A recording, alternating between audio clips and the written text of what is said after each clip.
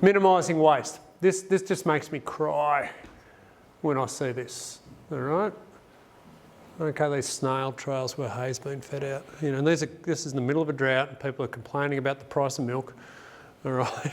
Which is fair, we always complain about the price of milk, you know, and we always think we don't get enough of beef, and that's good, we'll keep doing that. But, you know, if you're not taking control of the things that you can control, you know, you've got to be very careful. And feeding on the ground is just, you know, we think that they don't waste much when it's actually been measured, all right, particularly if it gets wet when you're feeding, or particularly if there's quite a bit of trash under the ground as well. It can be 10 to 25% of the feed, all right, depending on the feed type. And just, you know, again, investment in some reasonable feeding infrastructure can be really worthwhile. Up to 20% of hay and silage fed on the ground, depending on conditions. You know, but if you waste 25%, it actually increases the cost of what they eat. They actually eat by about 33%. You know, it's a huge source of wastage across animal industries, particularly in drought. And again, there's some good research on this that you can actually link into if you want. And again, this presentation will be available, and it'll have that link on it. Concentrate options, okay, and again we'll talk a bit. Concentrates can offer a more cost-effective way to partially meeting the energetic needs when compared to purchased forage systems, all right? And again, you know, smart use of concentrates, that if you're in a higher stocking rate enterprise, okay, this is the sort of stuff you probably need to start thinking about, is how do we look at concentrates? Because again, we were able to access grain probably at $100 to $150 a tonne dry matter less than we could access forage, all right? And it's also 20 to 30% higher in energy density than most of the forages that you will buy. So if you have systems that allow you to safely integrate concentrates, okay, into forage feeding, okay, we can save a lot of money and we can do a lot better, all right? And again, this is it's a lot of detail than what we'd probably need to talk about to go across this comprehensively. But not being locked into a mindset of having to do it just with hay and forage becomes very, very important, because this is where we can actually, you know, particularly if we're looking at any form of production feeding, okay, having good concentrate systems and access to the ability to handle and process concentrates is going to become increasingly important if you want to do on-farm finishing, or if you have higher stocking rate enterprises where you are, by definition, going to be more exposed to drought. Large difference between concentrates, and again, we won't go into them all, but generally they're going to supply energy at well over 10 megajoules per kilogram of dry matter, and up to 13.5 or 14 in some cases. Okay?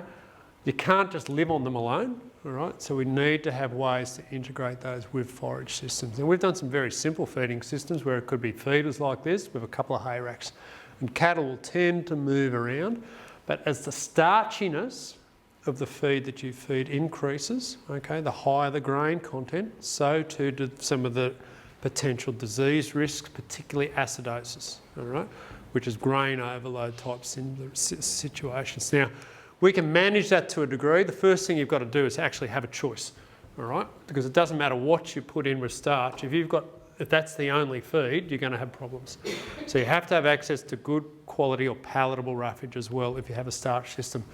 There are some antibiotic type additives that we can add to these, some antibiotic buffers in drought feeding like virginiamycin or tylosin, which will help reduce risk of acidosis.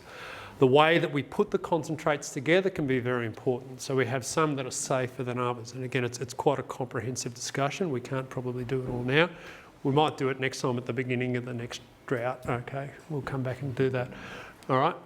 But again, you know, there's ways to make this stuff safe if you're doing it. And again, if people are moving down a pathway of more containment feeding, I think there becomes confinement feeding. There is a greater role for you to potentially get some professional advice of putting it together well at the front end, all right? Because you can do it well, you can do it poorly, and you can kill a lot of animals pretty quickly if you get it wrong, okay? But if you get it right, it can be very profitable, all right? And one of the things that I think we're going to see coming out of this drought is a much better understanding of the profit available from good finishing systems, all right? And we're certainly seeing it in the sheep industry.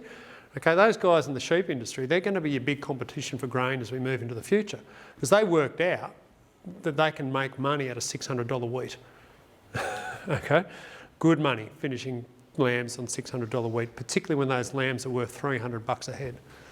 All right? And there's going to be more and more beef guys are getting in this space too, because they understood that if they kept production feeding their finishing animals, all right, there was a margin to be made. You know, you could buy cattle at $2, you could trade them out as finished animals at $3, all right?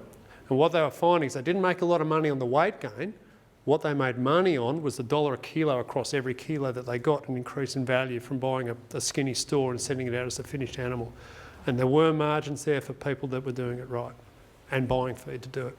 Now, it's not going to be for everyone, but it's food for thought, all right? And there are opportunities. A lot of the time, you know, I get really frustrated when we see people maybe selling animals out to a feedlot. And well, why does a feedlot buy it? It does it because they can make a lot of money out of paying not enough for it and putting weight on in a grain-based system.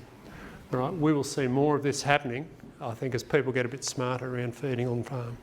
And we can do it with improved pastures as well, which we'll talk a bit about later. Concentrates can be less expensive. We can feed up to 80% of the diet as concentrate if it's done well, right? And again, I'm not going to tell you how to do that now. It's not that I wouldn't tell you.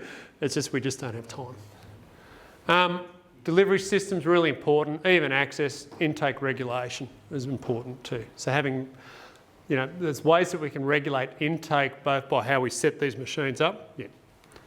All right, concentrates. Other options exist. White cottonseed, palm kernel, almond hulls. Pellets and grain, really important. This is the palm kernel stuff. All right, this was a dairy up on Comboyne. They basically had dairy cattle, a little strip of grass each day, but then they'd come and sit on hay racks and palm kernel meal, and they had the concentrate, and they were just regulating themselves beautifully. They sat up and did 25 litres on the system. Okay, acidosis, important, and we talked about that already. Working out why feeding is failing. Okay, generally it's going to be not enough energy in the system. All right, look at the cattle. And just see what they're doing. Watch them when they're eating, because that'll tell you a lot about their behaviour, who's getting feed, who isn't getting feed.